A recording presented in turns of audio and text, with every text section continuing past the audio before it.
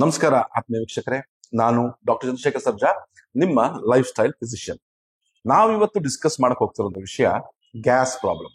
ಸರಿಯಾಗಿ ಅರ್ಥ ಮಾಡ್ಕೊಳ್ಳಿ, ನಾನಿಲ್ಲಿ ಗ್ಯಾಸ್ಟ್ರೈಟಿಸ್ ಬಗ್ಗೆ ಹೇಳ್ತಾ ಇಲ್ಲ. ಗ್ಯಾಸ್ ಪ್ರತಿಯೊಬ್ಬರು ಮನೆಯಲ್ಲೂ ಪ್ರಪಂಚದಲ್ಲಿ ಗ್ಯಾಸ್ ತುಂಬಿಕೊಂಡಿರೋರು, ಹೊಟ್ಟೆ ತುಂಬಿಕೊಂಡಿರೋರು, ಗ್ಯಾಸ್ ಬಿಡ್ತಾ ಇರೋರು ಇದ್ದೇ ಇರ್ತಾರೆ. ಅಂತ ಹೇಳಿದ್ರೆ ಹೊಟ್ಟೆಯಲ್ಲಿ ಫಾರ್ಮೇಶನ್ ಆಗುವಂತ ಗ್ಯಾಸ್ ಜಾಸ್ತಿ. ನೋಡಿ, ಗ್ಯಾಸ್ಟ್ರೈಟಿಸ್ ಅಂದ್ರೆ ಹುಳಿ ತೇಗ್ ಬರುತ್ತೆ, ಮತ್ತೆ ನಿಮಗೆ ಒಂಥರ ವಾಂತಿ ಬಂದಾಗ ಆಗ್ತಾ ಇರುತ್ತೆ, ಎದೆ ನೋವು ಬರ್ತಾ ಇರುತ್ತೆ. ಈ ತರ ಸಿಂಪ್ಟಮ್ಸ್ H. pylori ಇರ್ಬೋದು, ಬೇರೆ ಒಂದು ಕಾಸ್ಗಳಿಂದ ಬರುತ್ತೆ. ಗ್ಯಾಸ್ಟ್ರೈಟಿಸ್ ಅಂದ್ರೆ ಹೊಟ್ಟೆಯ ಉರಿ ಊತ. ನಾವು ಅದ್ರ ಬಗ್ಗೆ ಮಾತಾಡ್ತಾ ಇಲ್ಲ, ನಾವಿಲ್ಲಿ ಸ್ಪೆಸಿಫಿಕ್ ಆಗಿ ಮಾತಾಡ್ತಿರೋದು ಗ್ಯಾಸ್ ಪ್ರಾಬ್ಲಮ್ ಬಗ್ಗೆ. ಹೊಟ್ಟೆ ಉಬ್ಬರಿಸೋದು. ನಾವು ಅನ್ಕೊಂಡಿರ್ತೀವಿ ಹೊಟ್ಟೆ ಉಬ್ಬರಿಸ್ತು ಅಂದ ತಕ್ಷಣ ನಮ್ಮಲ್ಲಿ ಗ್ಯಾಸ್ ಆಗ್ಬಿಟ್ಟಿದೆ ಅಂತ ಹೇಳ್ಬಿಟ್ಟು ಓಡೋಗ್ಬಿಟ್ಟು ಯಾವುದೋ ಒಂದು ಗ್ಯಾಸ್ಟ್ರಿಕ್ ಮಾತ್ರ ನುಂಗೋದು, ಆಂಟಾಸಿಡ್ ಮಾಡ್ಕೊಂಡು ನುಂಗೋದು, ಅಥವಾ ಯಾವುದೋ ಒಂದು ಪ್ಯಾಕೆಟ್ ನ ಪುಡಿನ ಸೋಡಾ ತರದ ಇದನ್ನ ಹಾಕೊಂಡು ನೀರಿಗೆ ಹಾಕೊಂಡು ಕುಡಿಯುವಂಥದ್ದು ಅಭ್ಯಾಸ ಇಟ್ಕೊಂಡಿರ್ತೀರಲ್ವಾ. ಸಡನ್ ಆಗಿ ಗ್ಯಾಸು ರಿಲೀಫ್ ಆಗುತ್ತೆ, ಆಮೇಲೆ ನೀವು ಸರಿ ಆಗ್ತೀರಾ. ಆದ್ರೆ ಕೆಲವ್ರಲ್ಲಿ ಇದು ತುಂಬಾ ಕ್ರೋನಿಕ್ ಪ್ರಾಬ್ಲಮ್ ಆಗಿರುತ್ತೆ. ಅಂದ್ರೆ ತುಂಬಾ ಏನ್ ತಿಂದ್ರೂ ಗ್ಯಾಸ್ ಅಂತ ಹೇಳ್ತಾರೆ. ಕೆಲವ್ರು ಅಂತೂ ಹೇಳ್ತಾರೆ ನಂಗೆ ನೀರು ಕುಡಿದ್ರೇನೆ ಗ್ಯಾಸ್ ಆಗುತ್ತೆ ಡಾಕ್ಟರ್ ಅಂತ ಹೇಳ್ತಾರೆ. ಫಂಕ್ಷನ್ಸ್ ಅಟೆಂಡ್ ಮಾಡ್ತಾರಲ್ಲ, ಏನ್ ತಿನ್ನೋಕ್ಕೂ ಆಗಲ್ಲ. ಮದ್ವೆ ಆಗ್ಲಿ, ಇನ್ನೊಂದು ಸಮಾರಂಭಕ್ಕಾಗ್ಲಿ ಹೋದ್ರೆ ಅವ್ರಿಗೆ ಏನ್ ತಿಂದ್ರು ಕೂಡ ಹೊಟ್ಟೆ ಇಟ್ಕೊಂಡ್ಬಿಡುತ್ತೆ, ಇದಾಗ್ಬಿಡುತ್ತೆ. ಮತ್ತೆ ಏನಂತ ಹೇಳಿದ್ರೆ ಒಂಥರ ತಳಮಳ, ವಿಚಿತ್ರವಾದ ಸೌಂಡ್ಸ್ ಹೊಟ್ಟೆಯಿಂದ ಬರುವಂತದ್ದು, ಗುಡುಗುಡು ಬಡಬಡ ಅಂತ ಸೌಂಡ್ ಬರ್ತಾ ಇರ್ತವೆ ಕೆಲವರಿಗಂತೂ. ಅವರಿಗೆ ತಡ್ಕೊಳಕ್ಕೆ ಆಗ್ತಿಲ್ಲ. ಕೆಲವರಿಗಂತೂ ಇನ್ನೊಂಥರ ಹೆಂಗೆ ಅಂತ ಹೇಳಿದ್ರೆ ರಾತ್ರಿ ಹೊತ್ತು ಮಲಗಕ್ಕೆ ಆಗಲ್ಲ, ಮಲಗಿದ ತಕ್ಷಣ ಎದೆ ಒತ್ತಕ್ಕೆ ಶುರು ಆಗುತ್ತೆ ಅಂತ ಹೇಳ್ತಾ ಇರ್ತಾರೆ. ಬೆಳಿಗ್ಗೆ ತನಕ ಚೆನ್ನಾಗಿರ್ತೀನಿ, ತಿಂಡಿ ತಿಂದ ನಂತರ ಶುರು ಆಗುತ್ತೆ. 1 hour ಆದ್ಮೇಲೆ ನನಗೆ ಆಮೇಲೆ ತಡ್ಕೊಳಕ್ಕೆ ಆಗಲ್ಲ, ಹೋಗ್ತಾ ಜಾಸ್ತಿ ಆಗೋಗ್ಬಿಡುತ್ತೆ. ಏನೇ ತಿನ್ನಕ್ಕೂ ಹೆದರಿಕೆ ಆಗ್ಬಿಡುತ್ತೆ. ಕಾಫಿ ಟೀ ಕುಡಿದ್ರೆ ಆಗಲ್ಲ ಅಂತ ಕೆಲವರು ನೋಡಿ, ಎಗ್ ಪ್ರೋಟೀನ್ಸ್ ಎಲ್ಲ ತಿನ್ನೋದು ಬಿಟ್ಟಿರ್ತಾರೆ. ಸ್ವಲ್ಪ ಪ್ರೋಟೀನ್ ಫುಡ್ಸ್ ಏನೋ ಸ್ವಲ್ಪ ತಗೊಂಡ ತಕ್ಷಣ ಪೂರ್ತಿ ಗ್ಯಾಸ್ ಆಗ್ತಾ ಇರುತ್ತೆ. ಮತ್ತೆ ಇನ್ ಕೆಲವರಿಗೆ ಏನಂದ್ರೆ ಐಸ್ ಕ್ರೀಮ್, ಡೈರಿ ಪ್ರಾಡಕ್ಟ್ಸ್, ಹಾಲಿನ ಉತ್ಪನ್ನಗಳು ತಿಂದ್ರೆ, ಹಾಲು ಮೊಸರು ಬೆಣ್ಣೆ ತುಪ್ಪ ತಿಂದ್ರೆ ಸಿಕ್ಕಾಬಟ್ಟೆ ಗ್ಯಾಸ್ ಫಾರ್ಮೇಶನ್ ಆಗುವಂಥದ್ದು, ಅದು ಕೂಡ ಒಂದಿದೆ. ಮತ್ತೆ ಇನ್ ಕೆಲವರಿಗೆ ಚಪಾತಿ ಆಗಲ್ಲ, ಗೋಧಿ ಐಟಮ್ಸ್ ಏನೇ ತಿಂದ್ರು ಕೂಡ ಸಡನ್ ಆಗಿ ಗ್ಯಾಸ್ ಸ್ಟಾರ್ಟ್ ಆಗುತ್ತೆ, ಉಬ್ಬರಿಸುತ್ತೆ. ಕೆಲವು ಫಾರ್ಮ್ಯಾಪ್ ಫುಡ್ಸ್ ಅಂತ ಇರುತ್ತೆ, ಈಗ ಆಲೂಗಡ್ಡೆ ಇರ್ಬೋದು, ಅಥವಾ ಬ್ರಿಂಜಾಲ್ ಬದನೆಕಾಯಿ ಇರ್ಬೋದು, ಇಂಥವು ತಿಂದ್ರೆ ಕೆಲವರಿಗೆ ಜಾಸ್ತಿ ಆಗ್ತಾ ಹೋಗುತ್ತೆ. ಸೊ ಈ ತರ ಕಂಪ್ಲೇಂಟ್, ಇದು ಗ್ಯಾಸ್ ಪ್ರಾಬ್ಲಮ್, ಇದು ಗ್ಯಾಸ್ಟ್ರೈಟಿಸ್ ಕಂಪ್ಲೇಂಟ್ ಮಾಡ್ಕೊಂಡಿರುತ್ತೆ. ಎಲ್ಲರೂ ಕನ್ಫ್ಯೂಸ್ ಮಾಡ್ಕೊಂಡಿರ್ತೀರಾ. ಅದಕ್ಕೆ ನಾನು ಸ್ವಲ್ಪ ಕ್ಲಿಯರ್ ಆಗಿ ಸ್ಪೆಸಿಫಿಕ್ ಆಗಿ ಹೇಳ್ತಾ ಇದ್ದೀನಿ. ಇದು ಗ್ಯಾಸ್ ಪ್ರಾಬ್ಲಮ್, ಗ್ಯಾಸ್ಟ್ರೈಟಿಸ್ ಪ್ರಾಬ್ಲಮ್ ಇಂದ ಬಗ್ಗೆ ಎಲ್ಲ ನಾವು ಇವತ್ತು ಡಿಸ್ಕಸ್ ಮಾಡ್ತಾ ಇರೋದು. ಇನ್ನು ಕೆಲವರಲ್ಲಿ ಏನಾಗಿರುತ್ತೆ ಅಂತ ಹೇಳಿದ್ರೆ, ಈ ಜಾಸ್ತಿ ಆಗಿ ಈ IBS ತರ, ಈ ಕಾನ್ಸ್ಟಿಪೇಷನ್, ಮಲಬದ್ಧತೆ ಆಗುವಂಥದ್ದು, ಅಥವಾ ಲೂಸ್ ಮೋಷನ್ಸ್ ಆಗುವಂಥದ್ದು, ಹೊಟ್ಟೆನಲ್ಲಿ ಗುಡುಗುಡು ಸೌಂಡ್ಸ್ ಬರುವಂಥದ್ದು, ಹೊಟ್ಟೆನಲ್ಲಿ ವಿಚಿತ್ರ ನೋವುಗಳು ಬರುವಂಥದ್ದು ಇರುತ್ತೆ. ಇದೊಂದ್ ಕಡೆ. ಇನ್ನು ಕೆಲವರಿಗೆ ಇನ್ನೊಂದ್ ತರ ಹೆಂಗೆ ಅಂತ ಹೇಳಿದ್ರೆ, ಶರೀರದ ಯಾವ್ಯಾವ್ದೋ ಭಾಗದಲ್ಲಿ ನೋವುಗಳು, ಕೈಯಲ್ಲಿ ನೋವು ಅಂತ ಹೇಳ್ತಾರೆ. ನಾನು ಡಾಕ್ಟರ್, ನನಗೊಂದು ಪೇಷಂಟ್ ಬಂದ್ರೆ ಅವ್ರು ಕೇಳ್ತಾ ಇದ್ರು, ಸರ್ ನನ್ನ ಕೈ ಯಾವಾಗ್ಲೂ ನೋವ್ತಾ ಇರುತ್ತೆ, ಎಡಗೈ, ಅದು ಹಾರ್ಟಿನ ಪ್ರಾಬ್ಲಮ್ ಅಂತ ಅನ್ಸಕ್ಕೆ ಇಲ್ಲ. ಆದ್ರೆ ನಾನು ಕೈನ ಯಾವಾಗ ಜೋರಾಗಿ ಒತ್ಕೊಳ್ತೀನೋ ಅವಾಗ ನನಗೆ ಹಿಂದ್ಗಡೆಯಿಂದ ಗ್ಯಾಸ್ ಪಾಸ್ ಆಗುತ್ತೆ. ಸೊ ನನ್ ಗ್ಯಾಸ್ ಬಂದು ಏನಾದ್ರು ಕೈಯಲ್ಲಿ ಕುತ್ಕೊಂಡಿರುತ್ತಾ, ಅದ್ರಲ್ಲಿ ಒತ್ಕೊಂಡಾಗ ಹೋಗುತ್ತಲ್ಲ ಅಂತ ಕೇಳ್ತಾರೆ. ಅಂತ ಡಾಕ್ಟರ್ ಇರ್ತಾರೆ. ಸರಿಯಾಗಿ ತಿಳ್ಕೊಂಡವ್ರಾದ್ರೆ ಯಾವುದೇ ಗ್ಯಾಸ್ ಬಂದ್ಬಿಟ್ಟು ಕೈಯಲ್ಲಿ ಸೇರ್ಕೊಳಕ್ ಆಗಲ್ಲ. ಆದ್ರೆ ಗ್ಯಾಸ್ ರಿಲೀಸ್ ಆಗುತ್ತೆ, ಅದಕ್ಕೊಂದು ಕಾರಣ ಇದೆ. ಯಾಕಂದ್ರೆ ನೋಡಿ, ಹೊಟ್ಟೆ ಉಬ್ಬರಿಸೋದಿರುತ್ತಲ್ಲ ಏನೊಂದು, ಈ ಗ್ಯಾಸು ಕೆಲವು ನರಗಳನ್ನ ಕಂಪ್ರೆಸ್ ಮಾಡ್ತಾರೆ. ನಾವು ವೇಗಸ್ ನರ್ವ್ ಅಂತ ಹೇಳ್ತೀವಿ. ವೇಗಸ್ ನರ್ವ್ ಇರಿಟೇಷನ್ ಆಗುತ್ತೆ, ಅವಾಗ ನಮಗೆ ಶರೀರದಲ್ಲಿ ಕೆಲವು ಭಾಗಗಳಲ್ಲಿ ನೋವುಗಳು ಕಾಣಿಸ್ಕೊಳ್ಳೋಕೆ ಶುರು ಆಗುತ್ತೆ. ಕೆಲವರಿಗೆ ತಲೆನೋವು, ಕೆಲವರಿಗೆ ತಲೆ ಸುತ್ತು ಬರುವಂತದ್ದು, ಕೆಲವರಿಗೆ ನಿದ್ರಾಹೀನತೆ. ಈ ತಿಂದ ತಕ್ಷಣ ಕೆಲವರಿಗೆ ತುಂಬಾ ಡಿಪ್ರೆಷನ್ಗೆ ಹೋಗ್ಬಿಟ್ಟಿರ್ತಾರೆ. ಏನಾದ್ರು ತಿಂದ ತಕ್ಷಣ ನನಗೆ ತಲೆ ಸುತ್ತು ಬರಕ್ಕೆ ಶುರು ಆಗ್ಬಿಡುತ್ತೆ, ತಲೆ ನೋವು ಶುರು ಆಗುತ್ತೆ, ನನಗೆ ತುಂಬಾ ನನಗೆ ಗ್ಯಾಸ್ಟ್ರಿಕ್ ಇಂದಾನೆ ತಲೆನೋವು ಅಂತ. ಸೊ ಈ ತರ ವಿಚಿತ್ರವಾದ ಸಿಂಪ್ಟಮ್ಸ್. ಇದು ಗ್ಯಾಸ್ಟ್ರೈಟಿಸ್ ಆಗಿರೋದಿಲ್ಲ, ಇದು ಗ್ಯಾಸ್ ಪ್ರಾಬ್ಲಮ್ ಇಂದ ಆಗಿರುತ್ತೆ. ಈ ಗ್ಯಾಸ್ ಪ್ರಾಬ್ಲಮ್ ನಾವು ಯಾಕೆ ನಮ್ಗೆ ಬರುತ್ತೆ, ಮತ್ತೆ ಅದನ್ನ ನಾವು ಹೇಗೆ ಪಾರಾಗಬಹುದು ಅನ್ನೋದನ್ನ ನಾವು ಈ ವಿಡಿಯೋದಲ್ಲಿ ತಿಳ್ಕೊಳ್ಳೋಣ. ವೀಕ್ಷಕರೇ, ನನ್ನ ಒಂದು 25 ವರ್ಷದ ನನ್ನ ಫಂಕ್ಷನಲ್ ಗ್ಯಾಸ್ಟ್ರೋ ಮೆಡಿಸಿನ್ ಪ್ರಾಕ್ಟೀಸ್ ನಲ್ಲಿ ಈ ತರ ಸುಮಾರು ಕೇಸ್ಗಳು ನೋಡ್ಬಿಟ್ಟು ಇಷ್ಟು ಜನ ಇಷ್ಟು ಕನ್ಫ್ಯೂಸ್ ಆಗಿದಾರಲ್ಲ ಅಂತ ಅಂದ್ಕೊಂಡೆ ನಾನು ಈ ವಿಡಿಯೋನ ನಿಮ್ ಮುಂದೆ ಮಾಡ್ಕೊಂಡು ಬಂದಿರುವಂತದ್ದು. ನೋಡಿ ವೀಕ್ಷಕರೇ, ಎಲ್ಲರನ್ನೂ ಕೂಡ ಈ ತರ ಪ್ರಾಬ್ಲಮ್ ಇದ್ದವರು ಸಾಧಾರಣವಾಗಿ ಮಾಡೋದೇನ್ ಕೆಲಸ ಅಂತ ಹೇಳಿದ್ರೆ, ಇನೋ ಕುಡಿಯೋದು. ಪುಡಿನ ಹಾಕೊಂಡ್ಬಿಟ್ಟು ಕುಡಿದಾಗ ಸ್ವಲ್ಪ ರಿಲೀಫ್ ಆಗುತ್ತೆ ಅನ್ನೋದು. ನಾಳೆ ಮತ್ತೆ ಅದೇ ಕಂಪ್ಲೇಂಟ್, ನಾಡ್ದು ಮತ್ತೆ ಅದೇ ಕಂಪ್ಲೇಂಟ್. ಇನ್ನು ಕೆಲವರು ಹೋಗ್ಬಿಟ್ಟು ಮೆಡಿಕಲ್ ಶಾಪ್ ನಲ್ಲಿ ಸಿಕ್ಕಿದ ಟ್ಯಾಬ್ಲೆಟ್ ನ ಕೇಳಿದಾಗ, ಗ್ಯಾಸಿಗೆ ಒಂದು ಪ್ರಾಬ್ಲಮ್ಗೆ ಗ್ಯಾಸ್ಟ್ರಿಕ್ ಒಂದು ಮಾತ್ರೆ ಕೊಡಿ ಅಂತ ಹೇಳಿದ್ರೆ ಒಂದು ಗ್ಯಾಸ್ಟ್ರಿಕ್ ಮಾತ್ರೆ ನುಂಗೋದು. ಆ ಟೈಮಲ್ಲಿ ಸ್ವಲ್ಪ ರಿಲೀಫ್ ಅನ್ಸುತ್ತೆ. ಯಾಕೆ ಅಂತ ಹೇಳಿದ್ರೆ ಆ ಟೈಮ್ ನಲ್ಲಿ ಸ್ವಲ್ಪ ಆಸಿಡ್ ಪ್ರೊಡಕ್ಷನ್ ಕಡಿಮೆ ಆಗುತ್ತೆ, ಅವಾಗ ಹೊಟ್ಟೆ ಉಬ್ಬರಿಸುವಂತ ಫೀಲಿಂಗ್ ಕಡಿಮೆ ಆಗುತ್ತೆ. ಆದರೆ ಕಾರಣ ಎಲ್ಲಿರುತ್ತೆ ಅದನ್ನ ತಿಳ್ಕೊಳ್ದಲೆ ನೀವು ಇದಕ್ಕೆ ಈ ತರ ಮೆಡಿಸಿನ್ಸ್ ಗಳನ್ನ, ಈ ತರ ಗ್ಯಾಸ್ಟ್ರಿಕ್ ಮಾತ್ರೆಗಳನ್ನ, ಆಂಟಾಸಿಡ್ ಗಳನ್ನ ತಗೊಳ್ತಾ ಇದ್ದಲ್ಲಿ ನಿಮ್ಮ ಪ್ರಾಬ್ಲಮ್ ನೀವು ಗೊತ್ತಿಲ್ಲದಲೆ ನೀವು ಜಾಸ್ತಿ ಮಾಡ್ಕೊಳ್ತಾ ಇರ್ತೀರಾ. ಸೊ ಹಾಗಾಗಿ ನಾವು ಕಾರಣಗಳು ತಿಳ್ಕೊಳ್ಳೋದು ಬಹಳ ಮುಖ್ಯ. ನೀವು ಯಾವುದೇ ಮೆಡಿಸಿನ್ ಮಾಡಿ, ಅಂಟಿಲ್ ಅನ್ಲೆಸ್ ನಿಮಗೆ ಇದ್ರ ಕಾರಣ ಗೊತ್ತಿದ್ರೆ ಮಾತ್ರ ನಿಮಗೆ ಇದರಿಂದ ಹೊರಗಡೆ ಬರಕ್ಕೆ ಸಾಧ್ಯ.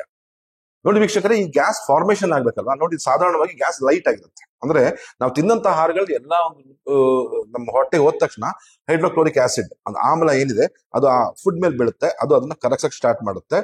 ಆಮೇಲೆ ಕರಗಿಸ್ಬಿಟ್ಟು ಕಾರ್ಬೋಹೈಡ್ರೇಟ್ಸ್, ಪ್ರೋಟೀನ್ಸು, ಕೊಬ್ಬಿನಾಂಶ ಎಲ್ಲ ಬೇರ್ಪಡನೆ ಆಗ್ಬಿಟ್ಟು ಕೆಳಗಡೆ ಹೋಗ್ಬೇಕು ಅಲ್ವಾ. ನಾರ್ಮಲ್ ಆಗಿ ಇದಕ್ಕೆ ಸುಮಾರು ಆಸಿಡ್ಗಳದ್ದು, ಕಿಣ್ವಗಳು ಅಂತ ಹೇಳ್ತೀವಿ, ಎನ್ಸೈಮ್ಸ್ಗಳದ್ದು ಎಲ್ಲ ಆಕ್ಷನ್ ಇರ್ಬೇಕು. ಅದಾದ ನಂತರ ಹೊರಗಡೆ ಹೋಗ್ಬೇಕಾಗತ್ತೆ. ಆದ್ರೆ ಈ ಮೆಕ್ಯಾನಿಸಮ್ ಅಲ್ಲಿ ಸ್ವಲ್ಪ ಏರ್ಪೇರ್ ಆಗಿರುತ್ತೆ ಇಲ್ಲಿ. ಕೆಲವರಿಗೆ ಆಸಿಡ್ ನ ಉತ್ಪಾದನೆಯ ಕೊರತೆನೇ ಉಂಟಾಗಿರುತ್ತೆ, ಅಥವಾ ಕೆಲವು ಡೈಜೆಸ್ಟಿವ್ ಎನ್ಸೈಮ್ಸ್ ನಾವು ಹೇಳ್ತೀವಿ ಕಿಣ್ವಗಳು, ಅದರ ಕೊರತೆಯಿಂದಾಗಿ ಈ ಫುಡ್ ಡೈಜೆಸ್ಟ್ ಆಗಲ್ಲ. ಸರಿಯಾಗಿ ಕೊಳಿದಲೇ ಇದ್ರೇನೆ ಈ ಗ್ಯಾಸ್ ಫಾರ್ಮೇಶನ್ ಆಗೋದು. ಸರಿಯಾಗಿ ಕೊಳತ್ರೆ ಯಾವುದೇ ಕಾರಣಕ್ಕೂ ಕೆಟ್ಟ ಸ್ಮೆಲ್ ಬರಲ್ಲ, ಅಥವಾ ಕೆಟ್ಟ ಒಂದು ಗ್ಯಾಸು ಅದರಿಂದ ಪ್ರೊಡ್ಯೂಸ್ ಆಗಲ್ಲ. ಅದೇ ನೀವು ಅದು ಸರಿಯಾಗಿ ಕೊಳಿದಲೇ ಇದ್ರೆ ಸಡನ್ ಆಗಿ ಪ್ರೊಡ್ಯೂಸ್ ಆಗೇ ಆಗುತ್ತೆ.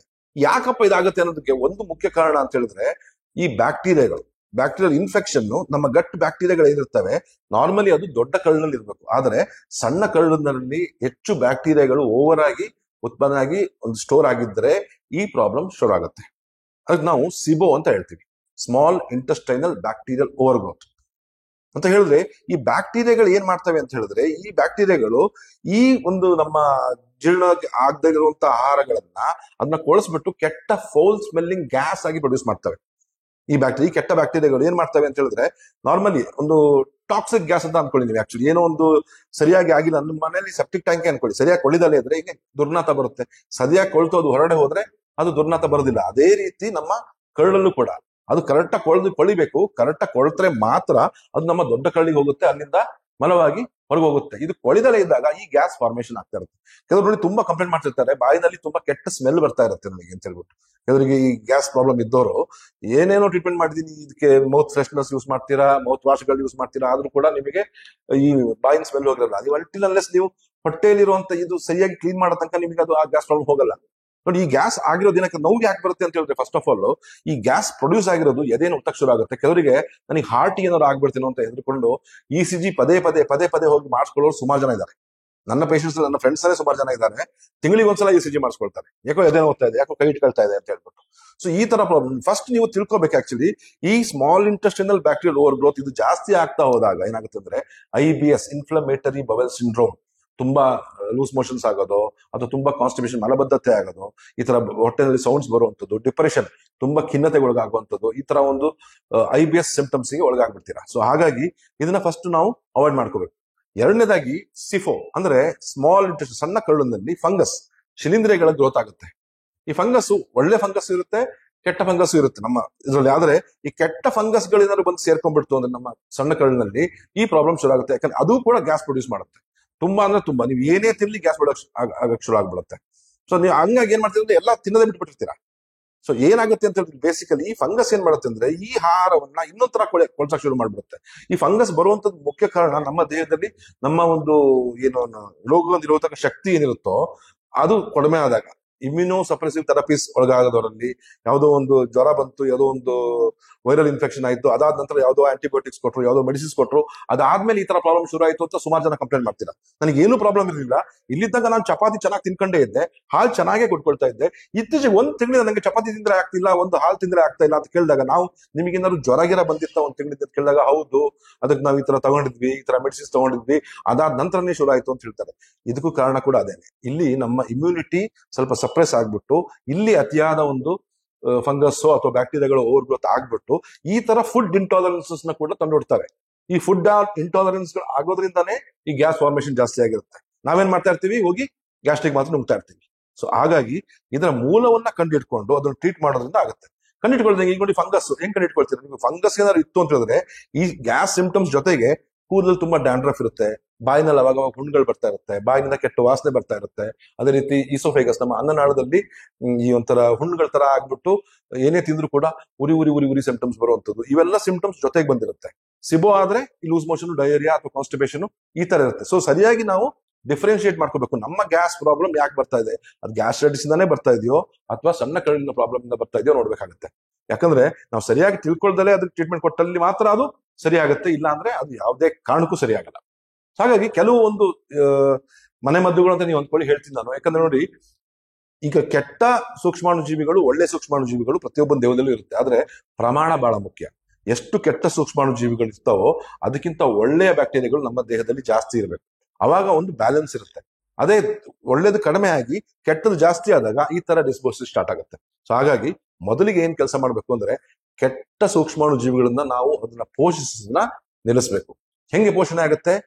ಈ ಜಂಕ್ ಫುಡ್ಸ್ ಆಗಲಿ, ಅಥವಾ ತುಂಬಾ ಸ್ವೀಟ್ ಆಗಿರುವಂತಹ ಆಹಾರಗಳಾಗಿರ್ಲಿ, ಅಥವಾ ಸಾಫ್ಟ್ ಡ್ರಿಂಕ್ಸ್ ಆಗಿರಲಿ, ಅಥವಾ ಪದೇ ಆಹಾರವನ್ನು ಸೇವಿಸೋದಾಗಿರ್ಲಿ, ಈ ತರ ಎಲ್ಲ ಮಾಡೋದ್ರಿಂದ ಈ ಬ್ಯಾಕ್ಟೀರಿಯಾಗಳು ಮತ್ತು ಫಂಗಸ್ಗಳು ಓವರ್ ಆಗಿ ನಮ್ಮ ದೇಹದಲ್ಲಿ ಗ್ರೋ ಆಗ್ತವೆ. ಫಸ್ಟ್ ಇದನ್ನ ಕಿಲ್ ಮಾಡಬೇಕು. ಫಸ್ಟ್ ಕಿಲ್ ಮಾಡಬೇಕು ಅಂತ ಹೇಳಿದ್ರೆ ಕೆಲವು ಹರ್ಬಲ್ ಪ್ರೋಬಯೋಟಿಕ್ಸ್ ಇದೆ, ಅಥವಾ ಕೆಲವು ಹರ್ಬಲ್ ಈ ನಮ್ಮ ಬ್ಯಾಕ್ಟೀರಿಯಾಗಳನ್ನ ಸಾಯಿಸುವಂತ ಕೆಲವು ಆಂಟಿಬಯೋಟಿಕ್ ಇರ್ತವೆ, ಅದನ್ನ ತಗೊಂಡ್ಬಿಟ್ಟು ಫಸ್ಟ್ ನಾವು ನಮ್ಮ ಸ್ಮಾಲ್ ಇಂಟೆಸ್ಟೈನ್ ಅಥವಾ ಸಣ್ಣ ಕರುಳಿನಿಂದ ಕೆಟ್ಟ ಬ್ಯಾಕ್ಟೀರಿಯಾಗಳನ್ನ ಕಿತ್ತಾಕಬೇಕು. ಹೆಂಗೆ ನೀವು ನಾಟಿ ಮಾಡ್ತಿರಲ್ಲ ಈಗ ಗದ್ದೆನಲ್ಲಿ, ಫಸ್ಟ್ ಏನಾದ್ರು ಬೆಳಿಬೇಕು ಅಂತ ಹೇಳಿದ್ರೆ ನೀವು ಫಸ್ಟ್ ಹಳೆದನ್ನ ಕಿತ್ತಾಕ್ತೀರಾ ಅಲ್ವಾ, ಕಳೆ ಎಲ್ಲ ಇರುತ್ತಲ್ಲ ಕಿತ್ತಾಕ್ತೀರ. ಅದೇ ರೀತಿ ಇಲ್ಲಿ ಕೆಟ್ಟದನ್ನ ಫಸ್ಟ್ ತೆಗೆದಾಕ್ಬಿಡ್ಬೇಕು. ಅದಾದ್ಮೇಲೆ ಒಳ್ಳೆ bacteria rich foods, probiotic rich herbal probiotic ಸಿಗುತ್ತೆ ನಿಮಗೆ ಸುಮಾರು, ಅದನ್ನ ನಮ್ಮ ದೇಹಕ್ಕೆ ಕೊಡ್ಬೇಕು. ಸಾಯಿಲ್ ಬೇಸ್ಡ್ ಆರ್ಗ್ಯಾನಿಸಮ್ಸ್ ಅಂತ ಕೆಲವು ಒಳ್ಳೆ ಪ್ರೋಬಯೋಟಿಕ್ ಸ್ಟ್ರೈನ್ಸ್ ಇರುತ್ತೆ, ಅದನ್ನ ತಗೊಂಡ್ಬಿಟ್ಟು ಅದಾದ ನಂತರ ಅದನ್ನ ಅಲ್ಲಿ ಪೋಷಿಸ್ಬೇಕು, ಚೆನ್ನಾಗಿ ಬೆಳೆಸ್ಬೇಕು. ಅವಾಗ ಏನಾಗುತ್ತೆ ಅಂದ್ರೆ ನಿಮ್ಮ ತಿನ್ನಂತ ಆಹಾರ ಸರಿಯಾಗಿ ಜೀರ್ಣ ಆಗಿ ಹೊರಗೆ ಹೋಗುತ್ತೆ, ಗ್ಯಾಸ್ ಪ್ರಾಬ್ಲಮ್ ಆಗೋದಿಲ್ಲ. ನೋಡಿ, ನಾವು ಏನ್ ತಿಂತೀವೋ ಅದು ನಮ್ಮ ಕೈಲಿರುತ್ತೆ, ಆದ್ರೆ ಅದನ್ನ ಜೀರ್ಣಿಸಿ ಡೈಜೆಸ್ಟ್ ಮಾಡಿ ಅದನ್ನ ನಮ್ಮ ದೇಹಕ್ಕೆ ಅಬ್ಸಾರ್ಬ್ ಮಾಡಿ ಅದನ್ನ ಹೊರಗಡೆ ಕಳಿಸುವಂತ ಒಂದು ಶಕ್ತಿ ಇರೋದು ಈ ಸೂಕ್ಷ್ಮಾಣು ಜೀವಿಗಳಲ್ಲಿ ಮಾತ್ರ. ಈ ಸೂಕ್ಷ್ಮಾಣು ಜೀವಿಗಳು ಸರಿಯಾಗಿದ್ರೆ ನಮ್ಮ ಪ್ರಕೃತಿ ಚೆನ್ನಾಗಿರುತ್ತೆ. ಅದಕ್ಕೆ ಹೇಳ್ತಾರೆ, ನಿಮ್ಮ ಪ್ರಕೃತಿ ಹೇಗಿದೆ ಅಂದ್ರೆ ನಿಮ್ಮ ಹೊಟ್ಟೆ ಹೇಗಿದೆ ಅಂತ. ಸರ್ವೇ ರೋಗ ಮಲಾವಶಃ ಲಂಘನಂ ಪರಮೌಷಧಂ ಅಂತ ಹೇಳ್ತಾರೆ. ಹಂಗಂದ್ರೆ ನಮ್ಮ ಈ ಮಲಾಶಯದಲ್ಲಿ, ನಮ್ಮ ಆಮಾಶಯದಲ್ಲೇನೆ ನಮ್ಮ ಸಾವಿರಾರು ಕಾಯಿಲೆಗಳಿಗೆ ಗುಣ ಇರುತ್ತೆ. ಹಾಗಾಗಿ ಅದನ್ನ ಸರಿಯಾಗಿ ಇಟ್ಕೊಂಡ್ರೆ ನಮ್ಮ ಡೈಜೆಷನ್ ಚೆನ್ನಾಗಿರುತ್ತೆ. ಈ ತರ ಗ್ಯಾಸ್ ಪ್ರಾಬ್ಲಮ್ಗಳು, ಸಣ್ಣ ಪುಟ್ಟ ಪ್ರಾಬ್ಲಮ್ಗಳು ತೊಂದರೆ ಆಗಲ್ಲ. ಮುಂದೆ ಹೋಗ್ತಾ ಹೋಗ್ತಾ ಇದು ದೊಡ್ಡ ಕಾಯಿಲೆಯಾಗಿ ಪರಿಣಮಿಸೋದಿಲ್ಲ. ಸೊ ಹಾಗಾಗಿ ಜಾಗೃತವಾಗಿರಿ. ಇದೇ ತರ ಮತ್ತೊಂದು ವಿಡಿಯೋದೊಂದಿಗೆ ನಿಮ್ಮನ್ನ ಭೇಟಿ ಆಗ್ತೀನಿ. ಅಲ್ಲಿವರೆಗೂ ನಮಸ್ಕಾರ.